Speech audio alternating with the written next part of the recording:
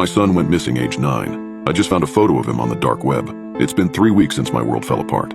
I had entered my son's room one morning to wake him up for school only to see an empty bed waiting for me. My wife and I searched everywhere. The police searched everywhere. But there was absolutely no evidence, no lead, and no trace of my little boy anywhere. It was as if he vanished into thin air.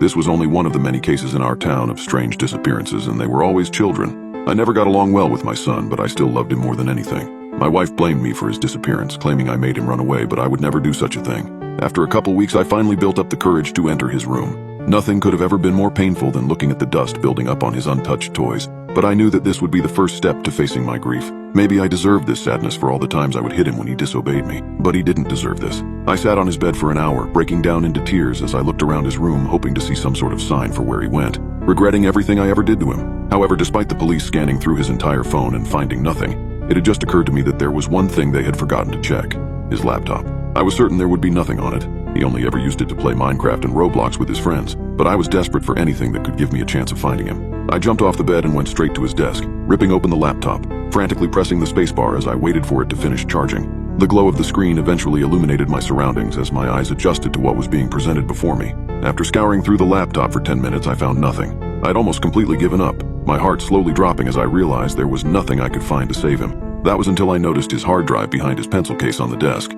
As a last hope, I plugged it in, not expecting to find anything else other than maybe some Roblox games or photos. That was until I noticed the antivirus on the laptop spamming notifications saying it was infected. Starting the second I plugged in the hard drive, I knew something was wrong. After looking into the alerts, I noticed they were coming from one folder specifically named My New Friends. My heart sank. Did he make some new friends online that I knew nothing about? Were they the reason he's gone? I opened the folder and was met with a bunch of shortcuts for an application named Tor Browser, which I didn't realize was a direct path to the dark web. I felt a glimmer of hope that I might actually be able to find where he went. My prayers had been answered, and a tab had been left open, though it wasn't one I recognized. There were several weirdly titled links, many of which were live streams. I noticed one had been left highlighted and labeled "Click to see him." I don't know what I was thinking at that moment, but I did just that. I clicked on the link. The screen loaded for a few seconds before a photo blipped up.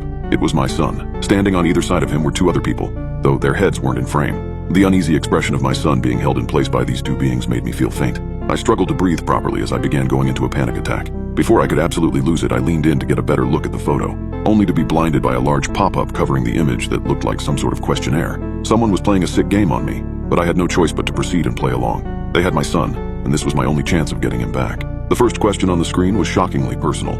"Are you looking for a missing son?" My trembling finger hovered over the mousepad before finally pressing yes. The webpage transformed, presenting a grid of photos of children, all with the same lost look as my son with the same background. Why the hell were there so many? I scrolled through, knowing there must have been so many other parents feeling this same pain. That was until I saw him. It was a recent photo, his hair a little longer than I remembered.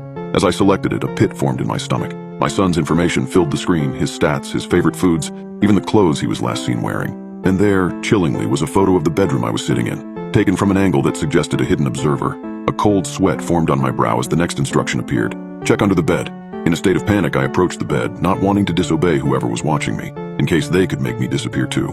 I knelt down, my hand reaching into the void, part of me thinking someone was about to grab me. My heart sank when I felt it brush against a shoebox. I didn't remember this ever being there before. It was put there recently.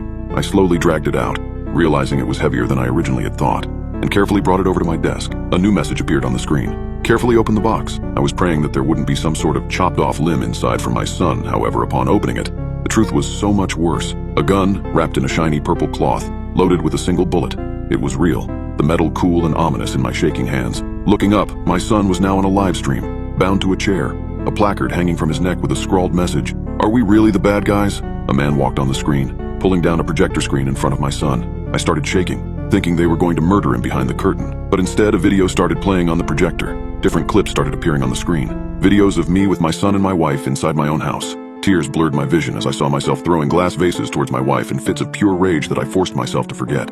More and more images showed up of cuts, bruises, and gashes on my wife and son. A montage of moments I'd forced myself to forget, of raised voices and clenched fists, moments where I'd become a stranger to myself, a tyrant in my own home. Revulsion twisted in my gut as the bitter truth was laid bare. His abduction was salvation from me. A choice appeared on the screen, a simple yet devastating option. Prove you really love him, yourself or him. The camera on the live stream panned out to reveal a figure pointing a gun at my son's head. The insinuation was clear. I had to choose who would die. Tears blurred my vision. The gun felt impossibly heavy in my hand as the cursor blinked, awaiting my decision.